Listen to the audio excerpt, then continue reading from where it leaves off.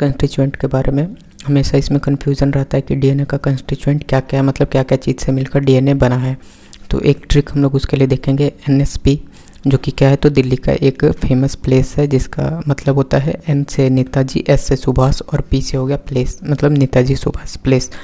अब यही जो तीन लेटर हैं यही मिलकर क्या है, कंस्टिट्यूएंट बनाते हैं डीएनए का, जिसमें एन से हो गया नाइट्रोजन बेस, एस से हो गया शुगर और पी से हो गया फॉस्फेट।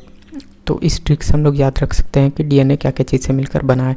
दूसरा कन्फ्यूज़न क्या रहता है कि न्यूक्लियोसाइड और न्यूक्लियोटाइड में हमेशा कन्फ्यूज़न रहता है। उसमें देखेंगे कि नाइट्रोजन बेस और एस, मतलब एन और एस जब मिलेंगे, मतलब कि नाइट्रोजन बेस और शुगर, ये ब्लैक वाला अगर हम लोग देखें तो नाइट्रोजन बेस और शुगर जब मिलेंगे तो वो बनाएंगे न्यूक्लियोसाइड।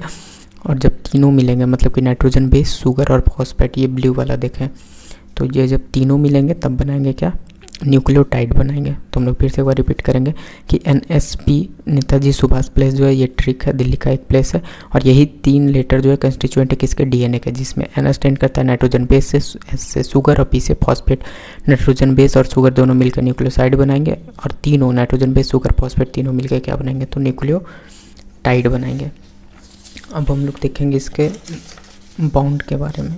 इसमें मतलब बॉन्ड कौन कौन से प्रेजेंट होते हैं, तो तीन तरह के बॉन्ड यूजुअली प्रेजेंट होते हैं यही एनएसपी में, मतलब कि जो डीएनए का कंपोनेंट है उसके बीच में, मतलब बीच में दो तरह के बॉन्ड कम प्रेजेंट होते हैं, और एक जो है वो दो न्यूक्लियोटाइड को जोड़ता है। तो हम लोग देखें कि एन से नाइट्रोजन बेस, वही ट्रिक है NSP Netaji Subhash palace, N से नाइट्रोजन बेस हो गया, एस से शुगर और पी से फॉस्फेट हो गया।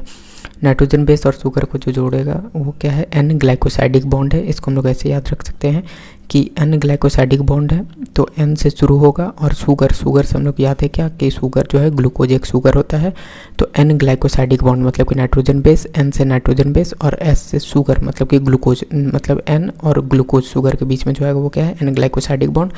और शुगर और फॉस्फेट के बीच में जो आएगा वो क्या है, वो है फॉस्फोईस्टर बॉन्ड। शुगर और फॉस्फेट के बीच में आएगा फॉस्फोईस्टर बॉन्ड, और नाइट्रोजन और शुगर के बीच में दैट इज ग्लूकोज मान लो, तो ग्लूकोज के बीच में आएगा एन ग्लाइकोसाइडिक बॉन्ड। दो न्यूक्लियोटाइड है, अभी हमने देखा कि नाइट्रोजन और शुगर मिलकर एक न्यूक्लियोसाइड बनाएगा, और जब तीनों मिलेंगे तो एक न्यूक्लियोटाइड बनेगा। तो दो न्यूक्लियोटाइड को जो जोड़े, जैसे कि एक एनएसपी एक न्यूक्लियोटाइड, एक एनएसपी एक न्यूक्लियोटाइड, तो जो दो न्यूक्लियोटाइड के बीच में जो आए उसको क्या बोलेंगे, उसको फॉस्फोडाइस्टर लिंकेज बोलेंगे।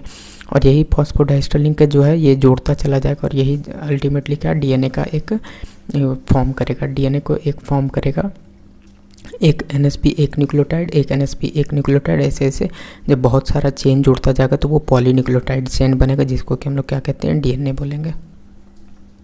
हम लोग एक और ट्रिक याद रख सकते हैं कि वही ट्रिक है, मतलब नेताजी सुभाष पैलेस। इसमें ध्यान क्या रखना है कि जो जैसे मान लो एक डीएनए है, तो डीएनए में क्या होता है कि एक तो हो गया बैकबोन, एक बैकबोन हो गया, और दूसरा क्या है कि उसमें से ये निकलता है, मतलब कि प्रोजेक्ट आउटवर्ड, मतलब बाहर की तरफ निकलता है। तो हम लोग याद रखेंगे कि एनएसपी जानते हैं नेताजी सुभाष पैलेस, और ये तीन कंस्टिट्यूएंट है किसके, डीएनए के, जिसमें शुगर और फॉस्फेट दोनों मिलकर क्या बनाएगा, तो बैकबोन बनाएगा डीएनए का, है ना। तो इसको बैकबोन बनेगा कौन सा, शुगर और फॉस्फेट मिलकर बैकबोन, और इसमें से जो प्रोजेक्ट इनवर्ड होगा, मतलब अंदर की तरफ जो प्रोजेक्ट होगा वो क्या होगा, वो नाइट्रोजन बेस होगा। इसको हम लोग ऐसे भी याद रखते हैं कि एक अस्टेयर है मान लो, तो अस्टेयर का जो ये पकड़ने वाला जो है रेलिंग जो है अस्टेयर का, वो बनता है किससे, तो वो शुगर और फॉस्फेट से बनेगा, और जो ये जो अस्टेयर है एक्चुअली जो अस्टेयर है वो नाइट्रोजन बेसिस का बनेगा।